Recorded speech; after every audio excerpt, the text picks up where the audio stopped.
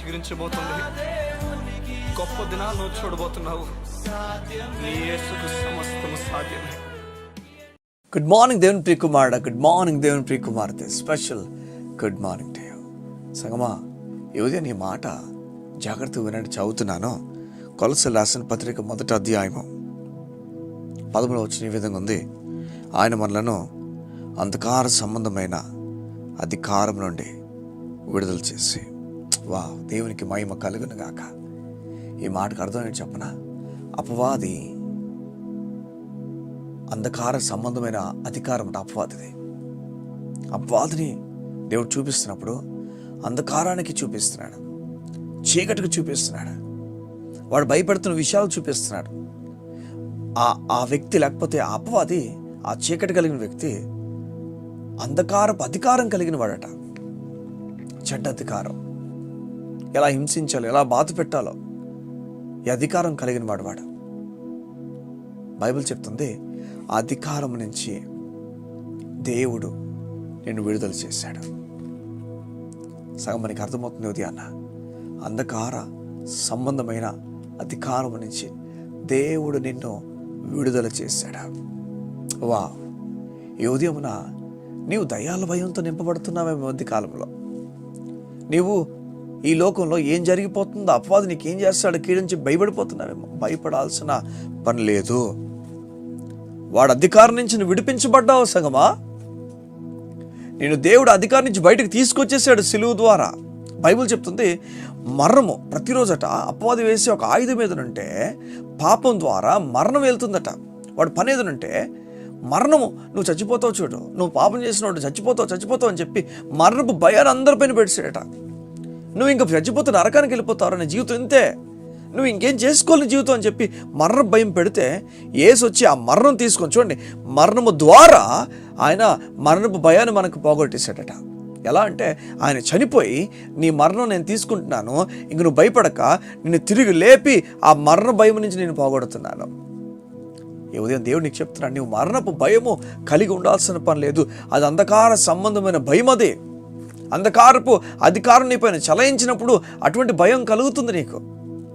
దేవుడు నీతో మాట్లాడి చెప్తున్నాడు, ఆ భయం నుంచి బయటకు వచ్చేసే. ఎలా వస్తానంటే, విపరీతమైన భయం నాకుంది. చూడండి, ఈ మాటకు నువ్వు బయటకు వస్తావు. చూడు, ఏ మాట రాయబడింది చూడండి.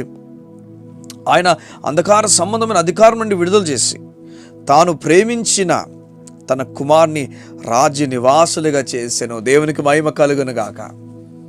మిమ్మల్ని దేవుడు తన కుమార్ని నివాసులుగా, చూడండి, అక్కడ అధికారం వాడిన తర్వాత అంధకార సంబంధమైన అధికారం వాడి, ఇక్కడ కుమారుని అధికారం వాడలే. ఫ్యామిలీ, ఇక్కడ తండ్రి అధికారం, తల్లి అధికారం అలా వాడరు. తల్లి మాట విన్నానా, తండ్రి మాట విన్నానా, వీరు అధికారి కదా నీకు, లేదా ఆ మాట వాడడం. నివాసులు కలిసి ఉండేటట్లుగా తన కుమారుడితో కలిసి మనం నివసించాలని చెప్పి దేవుడు కోరుతున్నాడు. అంటే ఒక జర్నీ కోరుతున్నాడు దేవునితో. నిన్న దేవుడు చెప్తున్నాడు, నా కొడుకుతో నడవా, నా కొడుకుతో స్నేహం పెంచుకోవా, నా కొడుకుతో మాట్లాడవా. దేవుడు అలా పిలవడానికి నేను తన కుమారుని రాజ్య నివాసులుగా దేవుడు నేను చేశాడు. ఇప్పుడు చెప్పండి, ఒకవేళ ఇప్పుడు మనం అందరూ కూడా దేవుని నివాసులు, లేకపోతే తన కుమారుని నివాసులుగా అయిపోయాం.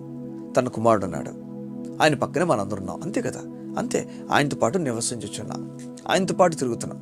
ఇప్పుడు అబ్బాయి పక్క నుంచి చూస్తే చెప్పండి, మనకేం చెప్పండి. ఇప్పుడు వాడు తేరు నిన్ను చూస్తున్నాడు, నిన్ను జీవితం పాడు చేయాలని చెప్పి. ఇప్పుడు ఏమైంది చెప్పండి?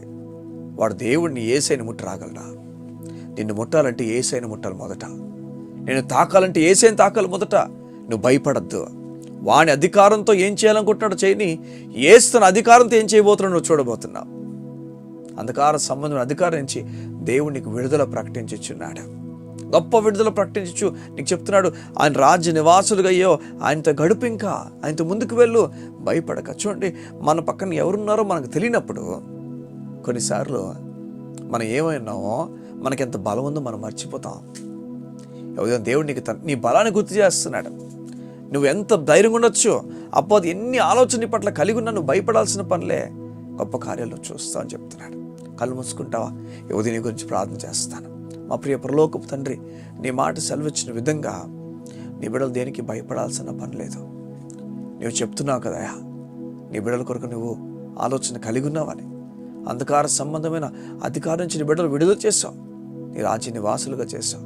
ఇంకా దేనికి భయం మా తండ్రి? ఇంకా దేనికి భయం? నీవు మాతో ఉన్నావు, నీవు మా పక్కన్నావు.